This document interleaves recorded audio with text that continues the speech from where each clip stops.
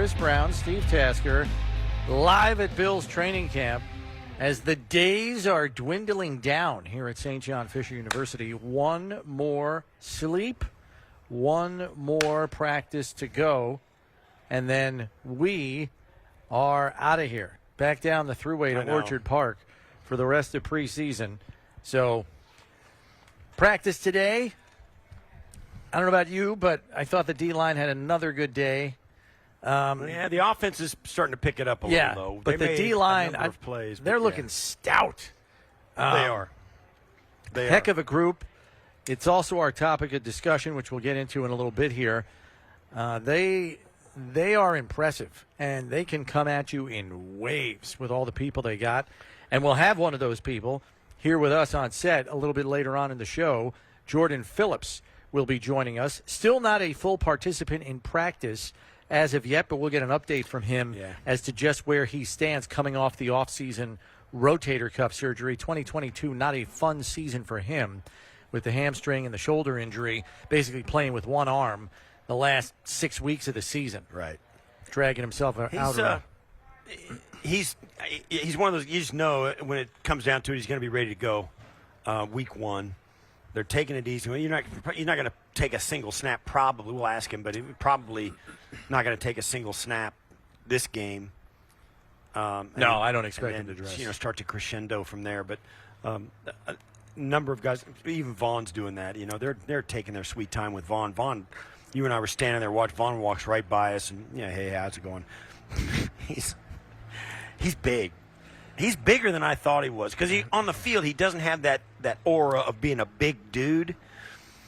He is, he's put together. He's a serious customer. Deep end of the gene pool there. Yes, he is. Yes, he is. So, I don't think there was anything that was like, oh my God, the headline of the day at practice. But there were some one-on-one battles during team segments that I was particularly intrigued by. They were namely Greg Rousseau and Leonard Floyd going up against Deion Dawkins and Spencer Brown. Heated one-on-one battles between them, and some frustration clearly evident as well. At the tail end of one play, Spencer Brown hip-tossed Leonard Floyd like it was nothing. Threw him 5 yards into the backfield at the end of a play. And we know that Spencer's fuse might not be quite as long as some others. And so when, he's in some hotly contested battles and he's winning some and he's losing some, he had enough, apparently. Yeah. Dawkins was going at it, with Rousseau and Floyd as well. I really enjoyed the pass rush, pass pro battles in team today. It was fun to watch. I just found myself gravitating more to that than I was following the ball. It was so entertaining. Yeah, they you can tell it's starting to pick up, and they're getting used to having pads on and banging and getting more comfortable doing it again after, it's been a while since any of these guys have done it in the last couple of days. Well, they only started, it's only been 3 or 4 practices, 5 practices, right? And so in pads. And you can just see them start to get comfortable and start to do some things that you weren't even on the menu in the first couple of days. The hip toss is one of them. He threw him 5 yards. Now, granted, Floyd is running that way, so momentum was on Spencer's side to kind of hip toss him. But that's a big, long, 6'5" human. We were sitting there at the back, even in the back of the end zone. They were doing some red zone, and they run the ball in from the 4 or 5 yard line and away from the play. Actually, it was Josh run. He scrambled and got in and away from the play on the pass route. Steph Diggs and Saran Neal are running opposite directions. Both of them have their eyes elsewhere, and they just flat collided. Head-on collision. They couldn't flinch for it. They couldn't prepare themselves for it. It's just sometimes that's better though, right? If your body's loose, that's never good. You tighten up before the hit. It may be. It turned out they were fine. So they both they were down for a minute. They both went down, and it looked like they'd been in a car wreck. And trainers run out there, players are there standing around looking at you. What are you okay? And Diggs is kind of roll. It took him forever to roll over by himself. He's like, oh, you could really tell he was like just in pain. Finally, turns around. Josh actually helps him up. He walks over to Saran, who then they got up. Saran got up. And they were both laughing. So it's like, okay, but and stuff Saran, like that's starting to happen. And Saran had the last laugh because he picked off Josh Allen. Yeah. During a team segment later in practice. It wasn't Josh. It was Kyle. Oh, Kyle Allen. Yeah, sorry, it was Kyle. Made a leaping interception, athletic play by Saran. So that was good to see. Ended the make-believe 2-minute drill game. That's right. And so they both bounced back fine. They were no worse than wear. But the physicality of the practice is starting to show up in a lot of ways. Not just these random collisions you see, but like you said, the one-on-one battles. Yeah, the intensity's up. Dawson Knox had a particularly strong day in the passing game. I would say this is the first day I've seen where he as the tight end was a more prominent part of the passing attack than Dalton Kincaid was. And that's exactly the kind of sign that I want to see. Here's Dalton Kincaid for the first week of camp, tearing it up, 4 or 5 catches a day. And now the defense has adjusted to him, and now Dawson Knox is eating.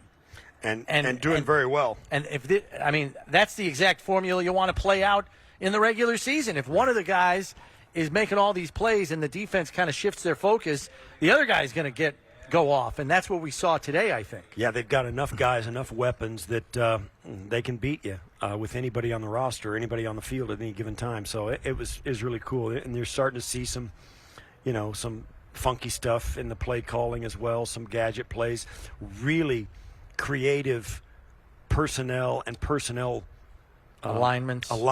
Yeah. All of that stuff is on the table. They're starting to, and I think, when you watch this stuff, it's hard to remember doing it until you see it, and it's like, oh yeah, I remember. Because what happens is the coordinators, coaches, they want to spice it up a little bit. It's like, okay, here we're going to run this play now for the 11th time in the last 2 days, right? So they'll throw in some plays that are fun, and also it keeps the guys engaged mentally because it sounds, they got to line up different, they got to do different things, they got to be asked to do different responsibilities. They're tendency breakers, and fun to watch. But some of that's going on already at this point in camp, and maybe, I don't know, I can't really remember. Maybe somebody can tweet at us. Remember, are the Bills? Is this going to be one of those times where in the preseason they're going to show this trick play, that trick play, the other trick play, so that teams have to say, okay, we've got to be ready for this, this, this, and this, and it kind of spreads them thin in the game planning? I don't know if that's a priority per se. And Sean even said earlier in the week, I think it was Monday, where he said, we're not really focused on the Colts, with all due respect. We're kind of just focused on our operation right now. Right. So there really is no game planning in the preseason, which isn't a foreign concept. No, it's not. It's not uncommon. But it also doesn't preclude them from doing something funky. No. Just to get it on film and throw it. And no matter what defense they're in, we're going to run this and see if it works. Kind of thing. Oh. There's a little bit of that, but maybe. Who knows? I can't remember whether they did that in Ken Dorsey's first year last year. I don't really remember any trick plays from last year in the preseason, so it's probably not a thing. Ryan Bates got almost all of the snaps, if not all. I didn't see every single snap, but every time I checked, it was Ryan Bates in with the ones, working at right guard. And then Ken Dorsey said he was basically saying that right now the competition between him and Osiris Torrance is really close. That was his definition of it. So we'll have to see where it goes. It's going to continue to, morph and change in the preseason. And I thought it was interesting that Ken Dorsey also said that the reason we've seen Osiris Torrance in there with the starters also is because they want to get him as many reps as possible to get him up to speed, which makes sense. They know what they have in Ryan Bates. Sure. So, you need to know more, and Osiris Torrance needs to get more time on the field at the position at this level. So it's really close, so that would tend to mean it's probably not going to get figured out anytime soon. This is probably going all the way to the end of the preseason. Yeah, but also, too, you're winding up and getting to the preseason game on Saturday. It's It's Wednesday.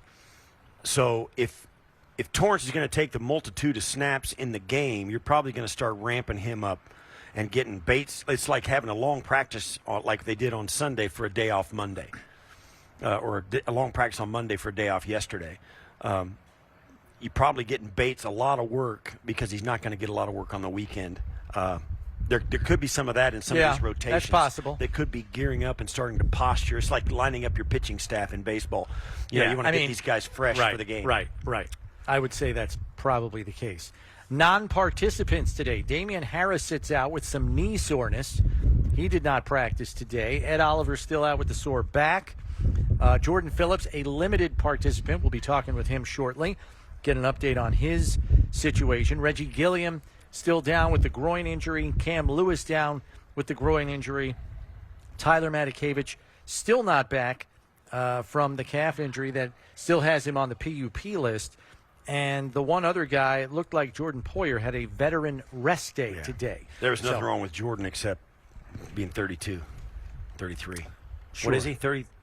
I think he turns, if he's not 32 already, he'll turn 32 before the season is over. Yeah. And that's basically the nuts and bolts of practice today.